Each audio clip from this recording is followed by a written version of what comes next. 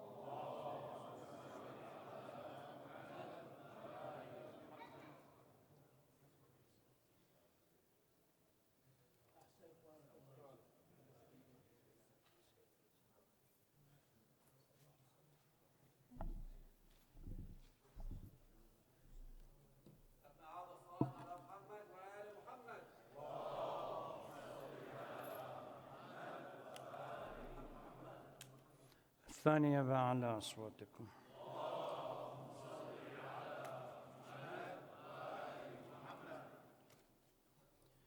بسم الله الرحمن الرحيم. الحمد لله خالق العباد وساطح المهاد ومسيل الوهاد ومخضب النجاد، ليس لأوليته ابتداء ولا لأزليته انقضاء، ثم الصلاة والسلام على خير خلق الله البشير النذير سيدنا ونبينا أبي القاسم المصطفى محمد وعلى آله الطاهرين وصحبه المنتجبين.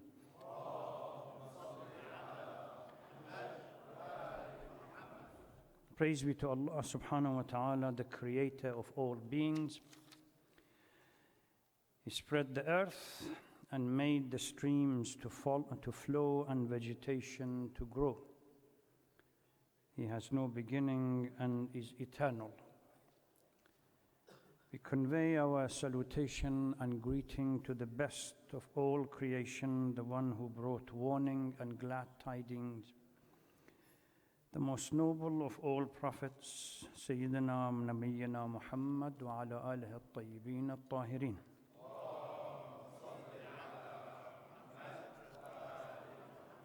Sisters and brothers, Assalamu alaikum wa rahmatullahi wa barakatuh. Ibadullah, awsikum wa iyai bitaqwa Allah. يقول الله تبارك وتعالى في القرآن الكريم: أعوذ بالله من الشيطان اللعين الرجيم، بسم الله الرحمن الرحيم. وما محمد إلا رسول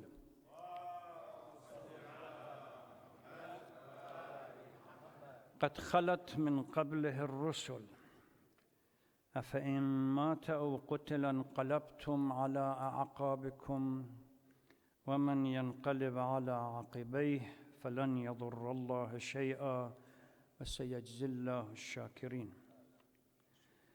Muhammad is not but a messenger. There have been many messengers before him. So if he dies or killed, would you turn back on your heels? Those who do that will never harm Allah subhanahu wa ta'ala in the least, and Allah shall soon reward those who are grateful. We start with the usual reminder. Please turn off your cell phone. Every week we mention it only to see and hear within few minutes different tunes. And please refrain from conversation during the sermon. During the past week, we celebrated Eid al-Adha, Eid al-Fitr on 2 days, Tuesday and Wednesday. And that theme is something which I want to focus upon until my attention was drawn to a very disturbing statistics. Yesterday, as we met the Chief of Police in Dearborn, Chief Haddad, what is causing huge amount of problem is the number of deaths in the teens and late teens. During the past year, 3,500 teenagers between the age of 16 and 20 have been involved in accident, primarily car or motorbike accident, and lost their lives, and seriously injuring over 400,000 teens, whether it's within Michigan or outside, but this figure is really disturbing. When we had conversation with the Chief of Police regarding this issue, he put the blame on the parents, particularly the wealthy individuals. And he asked us all, the imams that were present, to make this or at least mention it during the sermon. A special warning to the parents who are affluent enough to buy these muscle cars and give it to kids that their brain is not fully developed, they are not reached the critical thinking stage, and they are unable to control these cars when the cars suddenly go out of control. And to make it worse, he was telling us,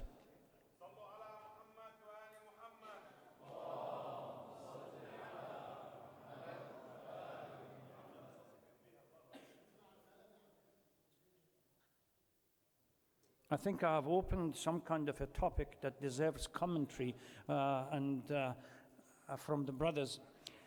And particularly he was critical of parents that get Sallu ala Muhammad wa ali Muhammad.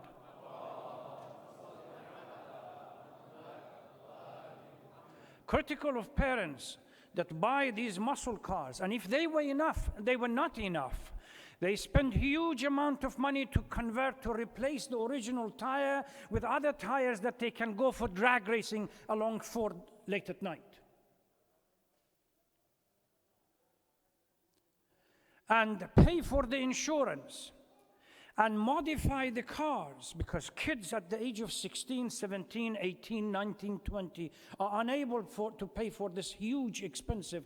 The parents, the one that have got thicker checkbooks, that they can come with a Ferrari in the morning to drop their kids to the school, they can afford to pay for these kind of cars and then give the keys as a birthday present to what? 16 or 17 years old boy or girls. At least when I lived in England, there was a law that you could not buy powerful cars unless you went through special driving courses. Here, you just even lease it. Get the insurance sorted out through father or mother's insurance, and here is the key with a gold credit card next to it. You can do what you want. 3,500 teenagers lost their life between the age of 16 and 20. A few years ago, Chief Haddad was telling us yesterday that a few years ago it was 20 to 30. Now it has dropped to 16 to 20. We really need to pay attention. If you have this mentality that quantity replaces quality, and instead of giving time to your children, giving them some kind of a gadget, most expensive phones, or most expensive cars, or most expensive this or the other, if that is the mentality, think about it. It's a death trap. You're giving your child a present that could, la samahallah, within 24 hours, have an accident, not only kill other people, be killed as well. How many of you remember a number of teenagers and late adolescents that they were killed in car accident, motor car accident, and so on, that they were brought to the same center? So please pay attention. This is a critical issue. 3,500 youth are the future of our community. If you deliberately give them these powerful machines to kill themselves, you are liable and you are responsible, not only in front of the law, here, the civil law, before Allah subhanahu wa ta'ala. You have to think. May Allah awaken some of the parents. When it really becomes challenging for our community, when kids are told that your status depends on the type of car you drive and what kind of designer clothing you wear, whether it's Chanel 5, Yves Saint Laurent, or something else, or the most expensive perfume that you wear, or the hairdo that turns you into a Martian that you just dropped from heaven, and you wonder what happened to the normal behavior. And all these expenses are being paid by whom? The kids who don't have an income, by parents. Everything for peace and quiet. The verse that I recited, وَمَا مُحَمَّدٌ إِلَّا رَسُولٌ, in Surah Al-Imran 144, primarily was revealed to criticize those who, during the Battle of Uhud, turned their back to the Holy Prophet and run away. Literally everyone, apart from few, Amir al-Mu'mineen and few others that stayed there and defended the Holy Prophet. And reminded them that once you have understood the whole concept of the leadership of the Holy Prophet, you have accepted faith, the notion that you should go back the moment the Prophet disappeared is unthinkable. Although originally it was revealed for the Battle of Uhud, but it somehow creates some kind of a framework for our society and the Ummah, that the direction is forward. We should be moving forward, not going back, no matter how the situation changes. And that brings me to a number of things that I have seen during the Eid and after. No matter how we feel or we felt about the month of Ramadan, it was a training session. 30 days, 29 days, more or less, to discipline ourselves, to be patient, to learn time management, to refine our souls, and to be more charitable and ultimately go through repentance. It was a time to remove, call it crash course, remove transgression and purify the soul. Whether you liked the month of Ramadan or you didn't, but that was the effect of the month of Ramadan. Ramadan, unfortunately, has passed and finished. A month during which we struggled and we pushed ourselves to the limit. Short on fuels, low on food, low on sleep, but high on recitation of Quran, high on dua, etc., etc. During the month, we all attempted to write a script of our life for the next year, to be presented during the night of power and ask Allah subhanahu wa ta'ala for approval. Whether we succeeded or we didn't, that's a different story. But that was the idea. But invariably, within few days of the month of Ramadan, the letdown starts. The nightly prayers are no longer there. Recitation and group structure that we got together to recite Quran as a group, no longer there. Eating and drinking any time during the day becomes available. The spiritual high evaporates and the bad habits begin to creep in. It is disturbing and dreadful to see how quickly we drift back to the old habits.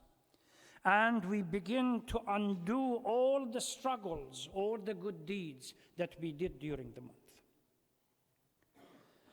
How to sustain that little that we gain during the month of Ramadan, after the month of Ramadan, is the critical question.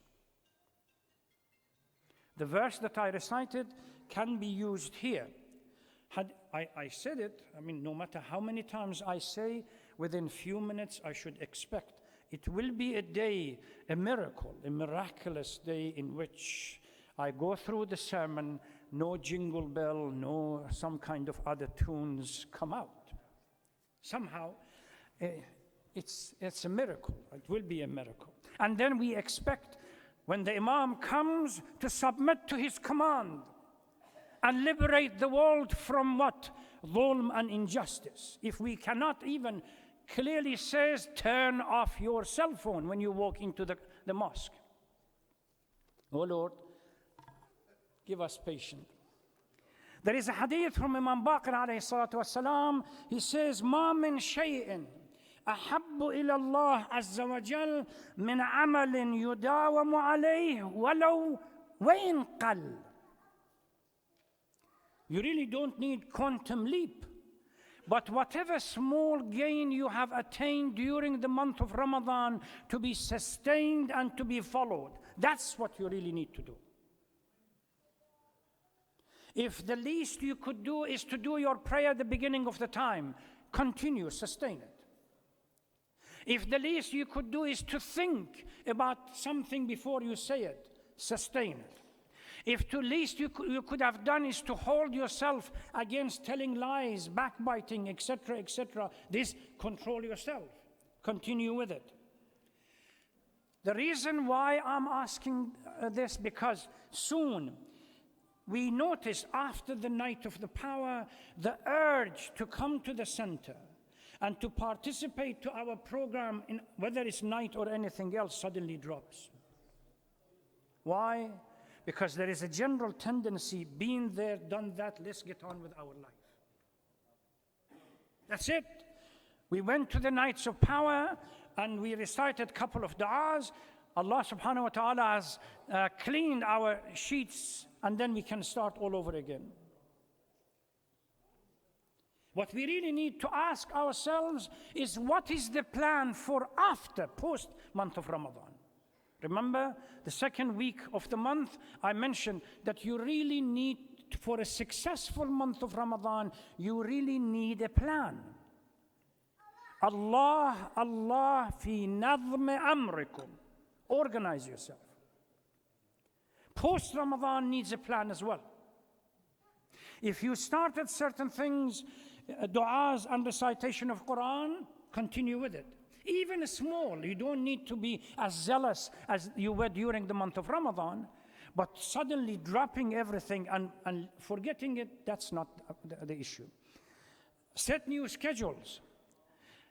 Pay attention to the environment. During the month of Ramadan, we paid attention to our environment to choose and select an environment that was helpful to our goals, and suddenly after the month, we go back to some hookah places at night that we used to go to the mosque and wandering around with other things. Last night, as I was driving to come late at night, go home from a meeting, blaring music. The windows are down, the 3 or 4, one of them I recognize, the younger brother comes to this center. It's pitiful.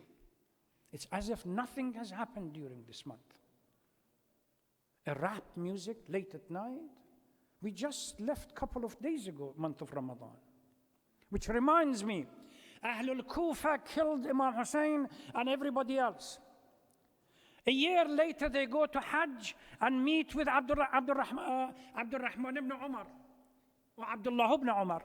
And they ask him a pertinent question. Is it allowed to kill a fly during Hajj and Ihram? He began to cry. He said, a year ago you killed the grandson of the Holy Prophet. Now you're asking me whether killing a fly is permissible or not.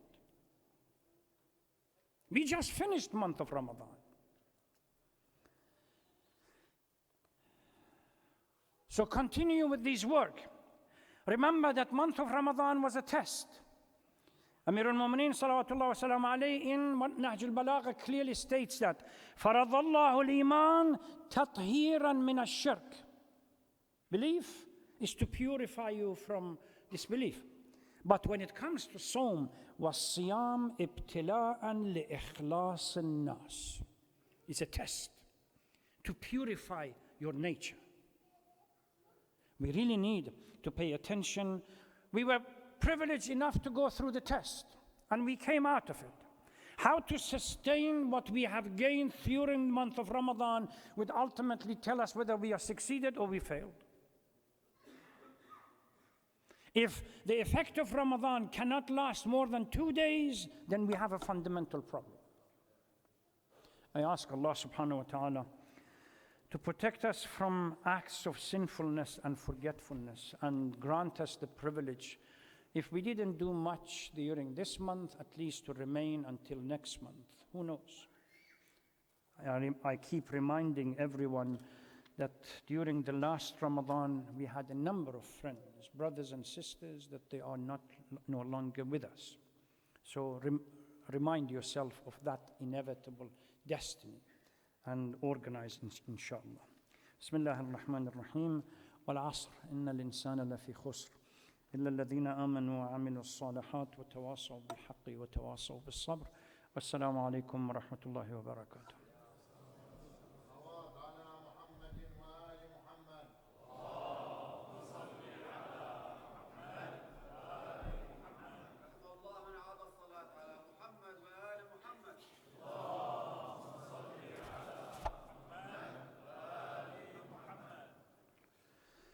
بسم الله الرحمن الرحيم. الحمد لله رب العالمين، نحمده ونشكره ونستعينه ونستغفره ونتوب إليه من سيئات أعمالنا، ثم الصلاة والسلام على سيدنا ونبينا محمد وعلى آله الطاهرين وصحبه المنتجبين.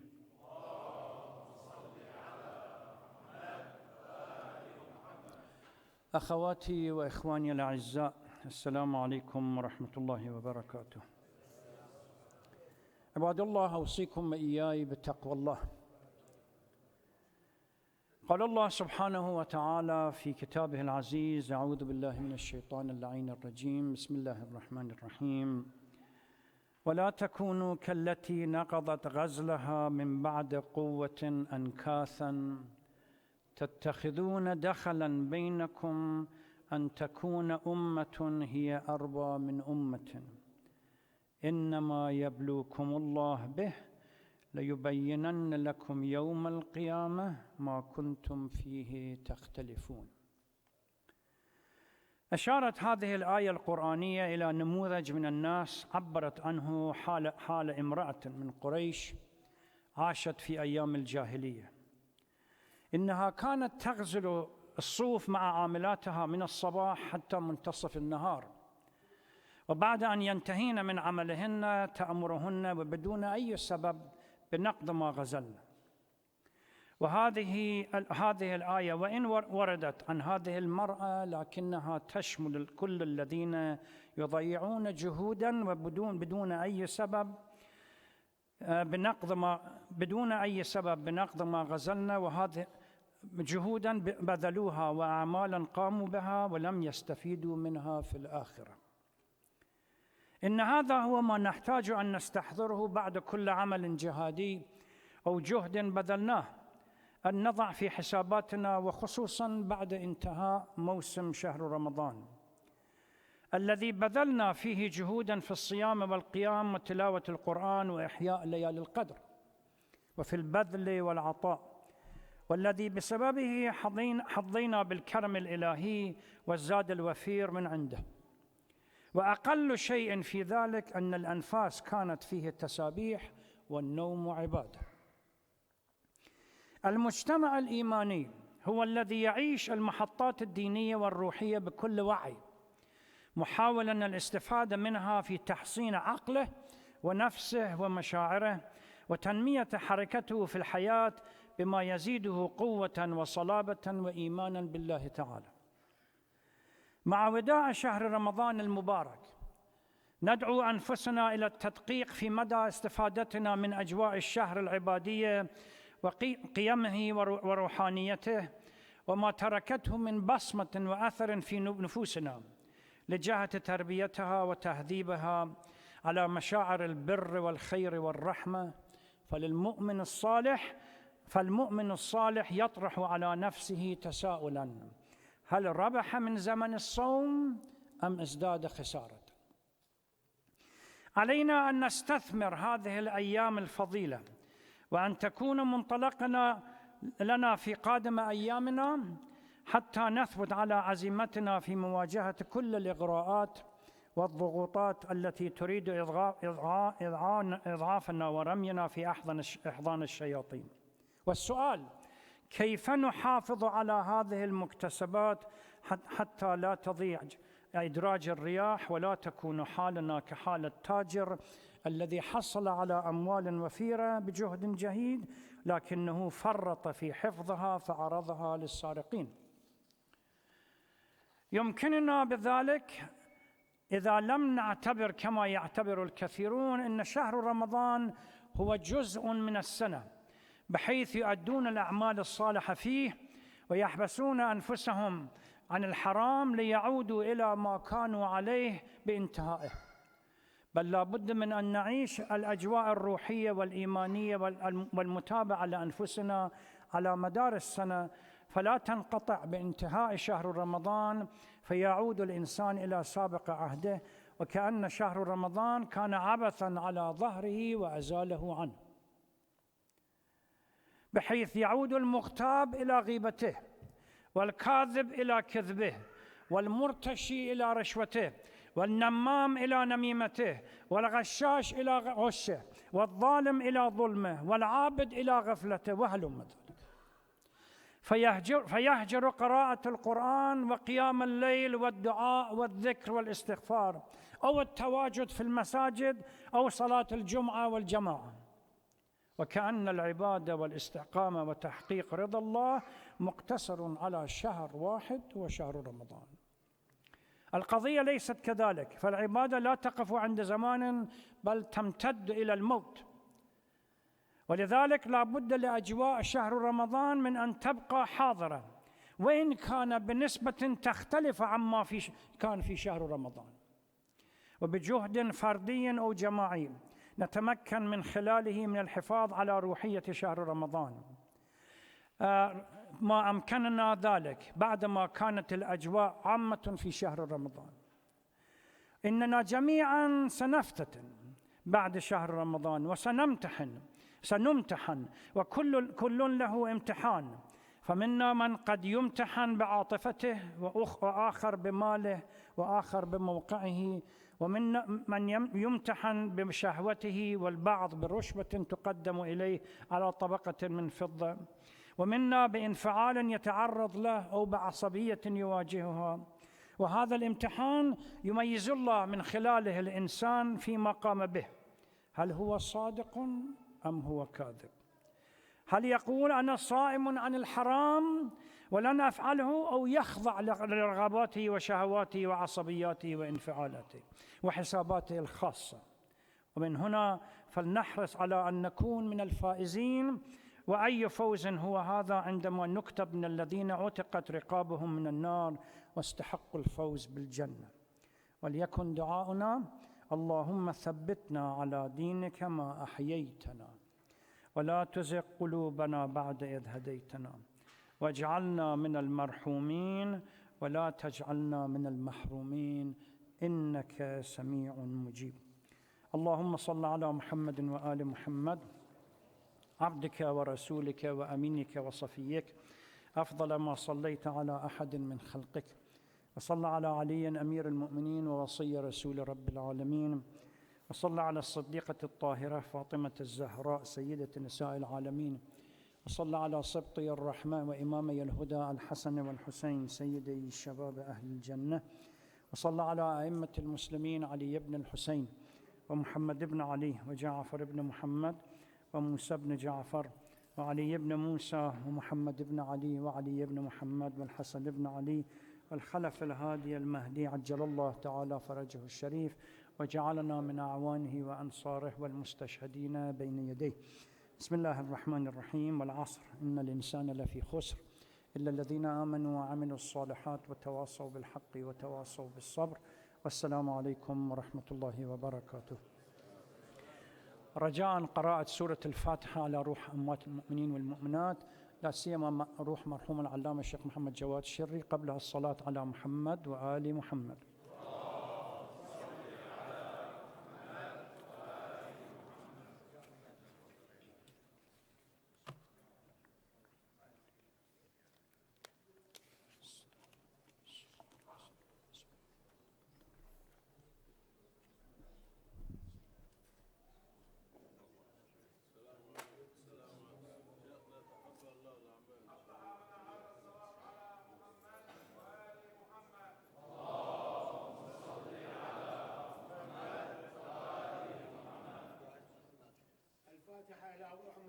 لقضاء الحوائج ولتعجيل الفرج ولكشف الهموم والغموم ولشفاء المرضى.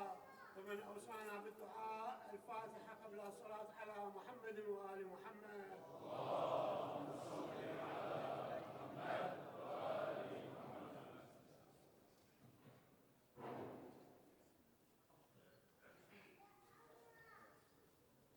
استغفر الله ربي وأتوب إليه. الله أكبر الله أكبر. أشهد أن لا إله إلا الله. أشهد أن لا إله إلا الله. أشهد أن محمدا رسول الله.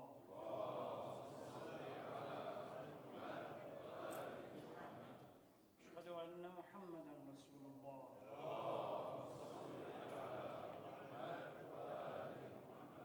أشهد أن عليا ولي الله.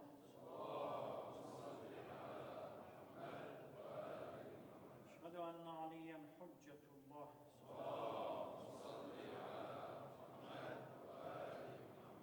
حي على الصلاة حي على الصلاة حي على الفلاح حي على الفلاح حي على خير العمل حي على خير العمل. قد قامت الصلاة قد قامت الصلاة. الله أكبر الله أكبر. لا إله إلا الله.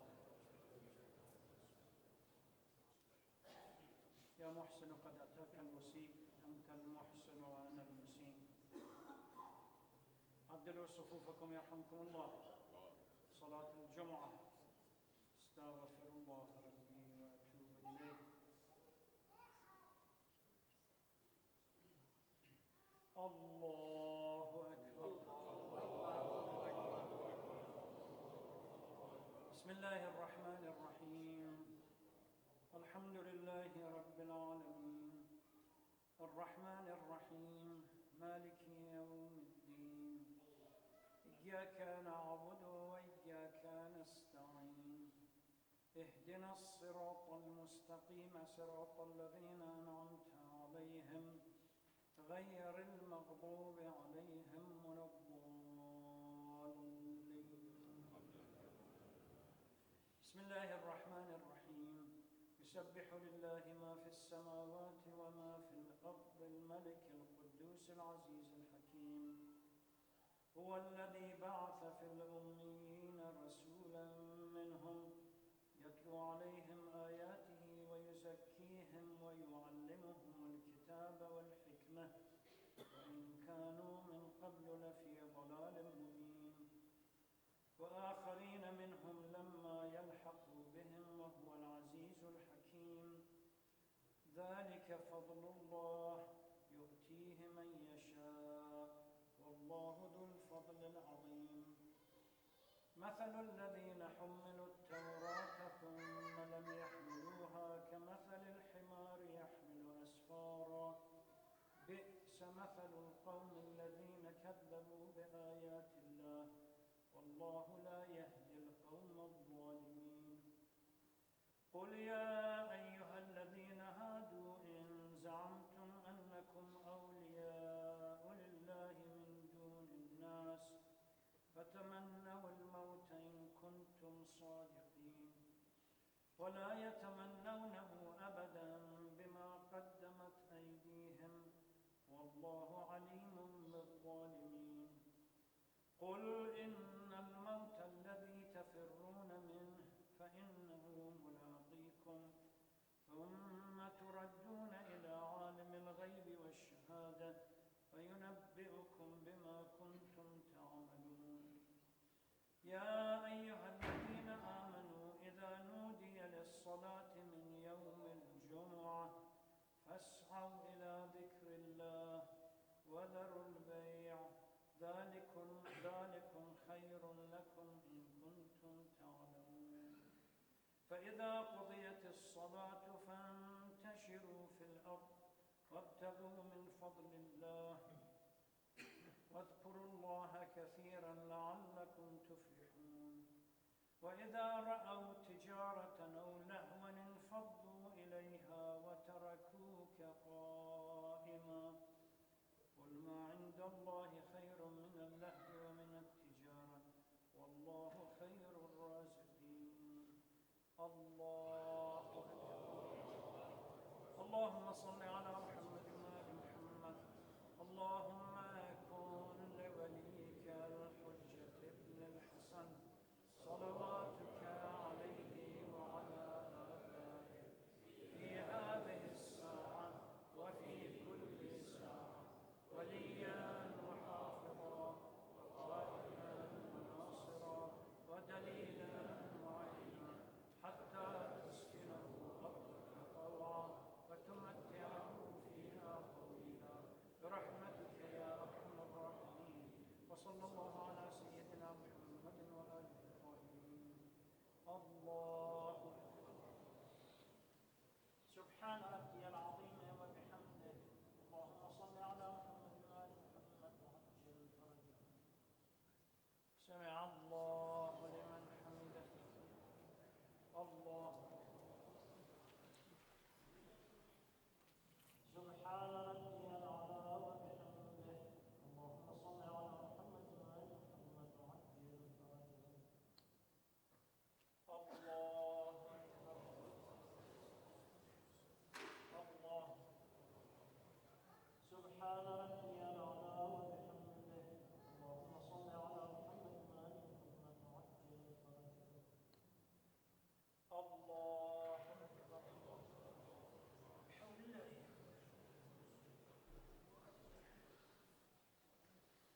بسم الله الرحمن الرحيم. الحمد لله رب العالمين الرحمن الرحيم مالك يوم الدين. إياك نعبد وإياك نستعين. اهدنا الصراط المستقيم صراط الذين أنعمت عليهم غير المغضوب عليهم ولا الضالين. بسم الله الرحمن الرحيم. قل هو الله أحد الله الصمد لم يلد ولم يولد ولم يكن له كفوا أحد. الله سبحان ربي العظيم وبحمده. اللهم صل على محمد وآل محمد وعجل فرجه. سمع الله لمن حمده. الله اللهم صل على محمد وآل محمد. رب اغفر للمؤمنين والمؤمنات والمسلمين والمسلمات والأحياء منهم والأموات. تابع اللهم بيننا وبينهم بالخيرات إنك مجيب الدعوات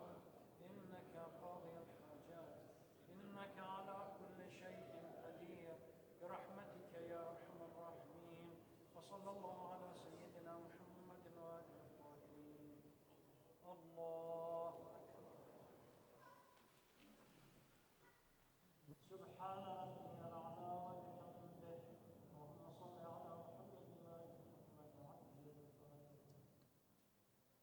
الله أكبر. الله. سبحان ربي الأعلى وبحمده. اللهم صل على محمد وآل محمد وعجل بفرجه.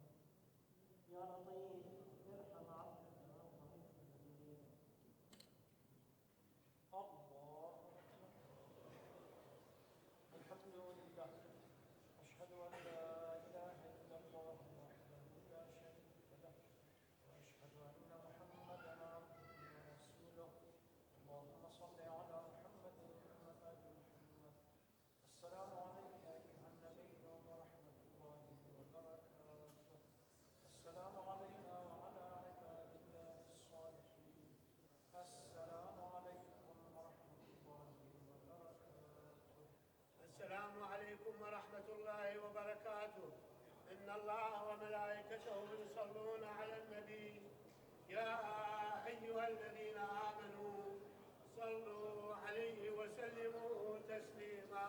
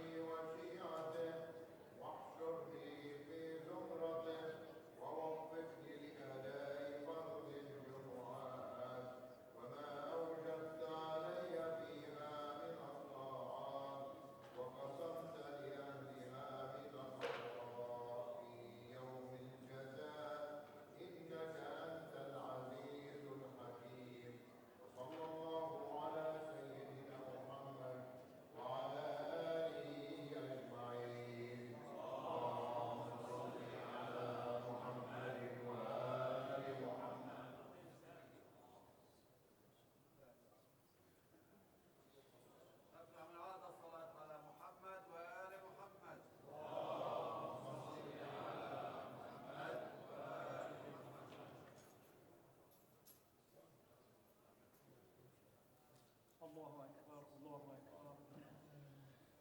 أشهد أن لا إله إلا الله. أشهد أن لا إله إلا الله. أشهد أن محمدا رسول الله.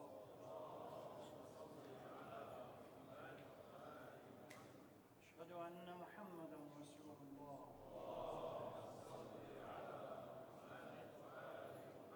أشهد أن عليا ولي الله.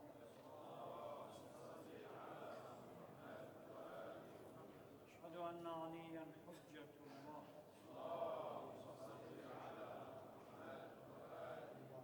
حي على الصلاة حي على الصلاة حي على الفلاح حي على الفلاح. حي على خير العمل حي على خير العمل. قد قامت الصلاة قد قامت الصلاة. الله أكبر الله أكبر. لا إله إلا الله. يا محسن قد أتاك المسيء أنت المحسن وأنا المسيء. عدلوا صفوفكم يرحمكم الله. صلاة العصر. استغفر الله ربي وأتوب إليه.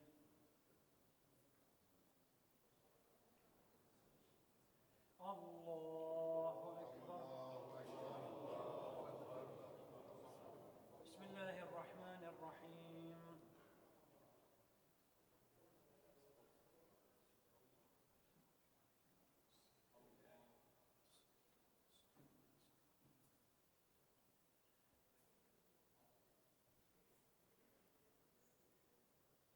بسم الله الرحمن الرحيم.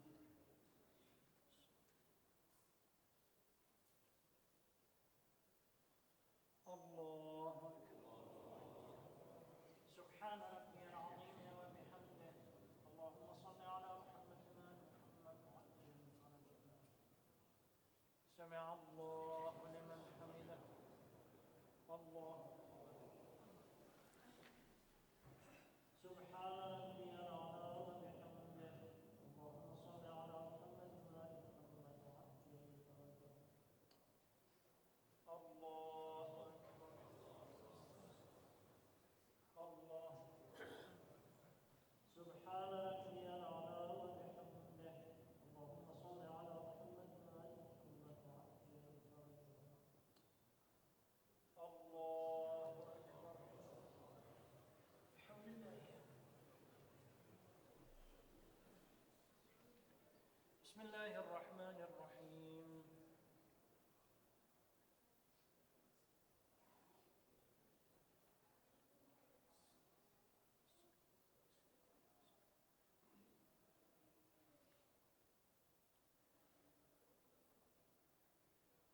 بسم الله الرحمن الرحيم.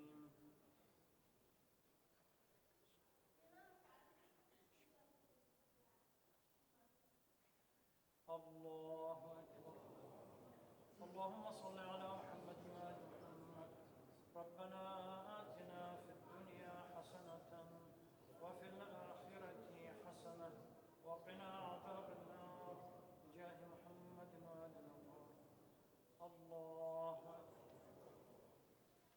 سبحان ربي العظيم وبحمده. اللهم صل على محمد وآل محمد وعجل فرجنا. سمع الله لمن حمده. الله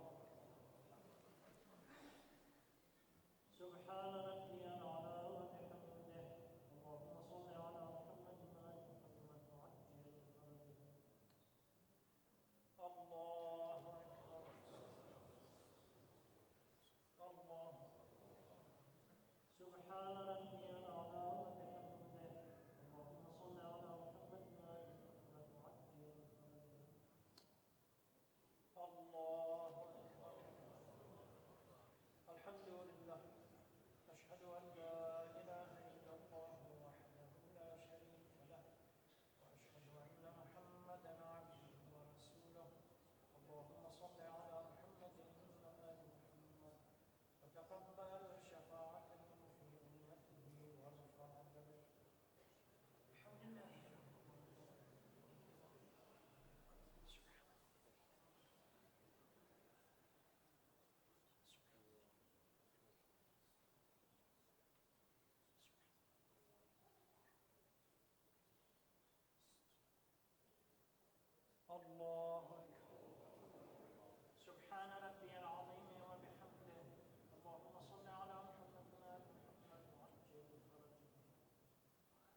سمع الله لمن حمده.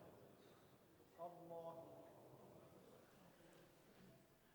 سبحان ربي الأعلى وبحمده. اللهم صل على محمد وآل محمد وعجل فرجه. الله أكبر. الله. سبحان ربي الأعلى وبحمده. اللهم صل على محمد وآل محمد وعجل فرجه. الله أكبر. الحمد لله.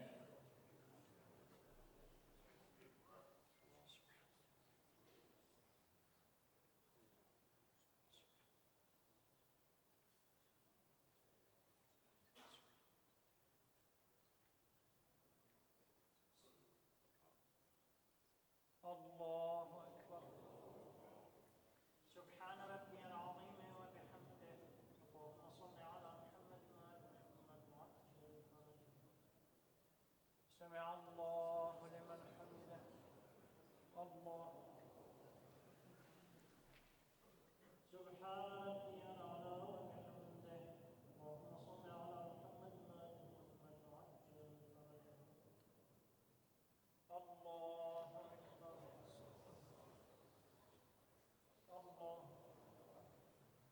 سبحان ربي الأعلى وبحمده. اللهم صل على محمد وآل محمد وعجل فرجه. يا لطيف ارحم عبدك الضعيف الكريم. الله. الحمد لله. أشهد أن لا إله إلا الله وحده لا شريك له، وأشهد أن محمدا عبده ورسوله. اللهم صل على محمد وآل محمد. السلام عليك أيها النبي ورحمة الله وبركاته. السلام علينا وعلى عباد الله الصالحين. السلام عليكم ورحمة الله وبركاته. السلام عليكم ورحمة الله وبركاته. إن الله وملائكته يصلون على النبي. يا أيها الذين آمنوا صلوا عليه وسلموا تسليما. اللهم صل على محمد وآل محمد. اللهم صل على محمد وآل محمد. اللهم صل على محمد وآل محمد. لا إله إلا الله. لا إله إلا الله. لا إله إلا الله. الزيارة. بسم الله الرحمن الرحيم. اللهم صل على محمد وآل محمد. السلام عليك يا سيدي ومولاي يا رسول الله. السلام عليك يا نبي الله. السلام عليك يا حبيب الله. السلام عليك يا محمد بن عبد الله ورحمة الله وبركاته. السلام عليك يا سيدي ومولاي يا أمير المؤمنين علي بن أبي طالب وسيد الوصيين ورحمة الله وبركاته. السلام عليك يا سيدتنا ومولاتنا يا فاطمة الزهراء يا بنت محمد ورحمة الله وبركاته. السلام عليك يا سيدي ومولاي يا أبا محمد الحسن بن المجتبى يا ابن رسول الله ورحمة الله وبركاته. السلام عليك يا أبا عبد الله الحسين أيها الشهيد المظلوم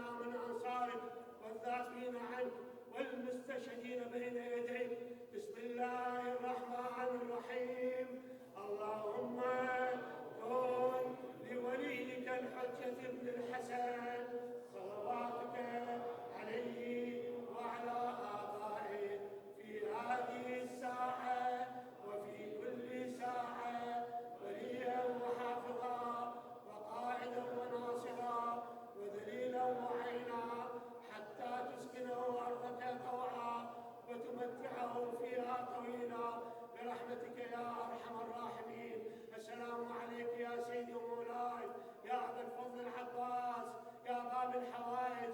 السلام عليك وعلى أختك الحوراء زينب بطلة كربلاء، وإلى أرواح موتى المؤمنين والمؤمنات وأمواتنا وأموات الحاضرين، وإلى أرواح العلماء لا سيما المرحوم العلام المؤسس هذه الحوزة، وإلى روح البنين لقضاء الحوائج ولتعديل الفرج ولشفاء المرضى ولكشف الهموم والغموم، ومن أوصانا بالدعاء. الفاتحة قبل الصلاة على محمد